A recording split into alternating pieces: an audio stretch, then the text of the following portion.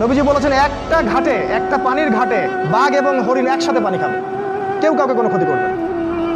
পৃথিবীতে জুলুম বলে কিছু থাকবে না, ইনসাফ ন্যায় কায়েম হয়ে যাবে। এরপরে ঈসা আলাইহিস সালাম 40 বছর বেঁচে থাকবেন। 40 বছরের মধ্যে তিনি বিয়ে করবেন, সন্তান হবে, তার মৃত্যু হবে, তাকে দাফন করা হবে আমাদের নবীর কবরের পাশে। এবং তিনি যখন ইন্তেকাল করবেন তারপরের মানুষগুলা আরও জঘন্যভাবে খারাপ হওয়া শুরু করবে, এর রাস্তায় দাঁড়িয়ে জেনা করবে। আর এই মানুষগুলোর উপরে হঠাৎ একদিন সকালবেলা সূর্য পশ্চিম দিক থেকে উঠে যাবে এবং একটা লোকমা মুখে তোলার জন্য মানুষ মুখে নিবে, মুখে তুলতে পারবে না, তার আগে কিয়ামত হয়ে যাবে। পানি খাওয়ার গ্লাস উঠাবে, পানি পান করার আগেই কিয়ামত হয়ে যাবে।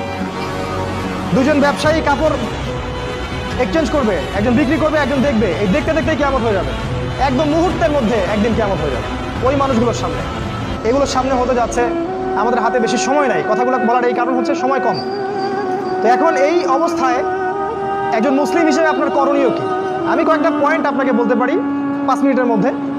এই কয়েকটা পয়েন্ট যদি আপনি একটু মেনে চলেন, ইনশাআল্লাহ আপনিও শেষ জামানায় সফল হবেন ইনশাআল্লাহ। যদিও বা এই জামানায় সফল হওয়া খুব কঠিন, খুবই কঠিন।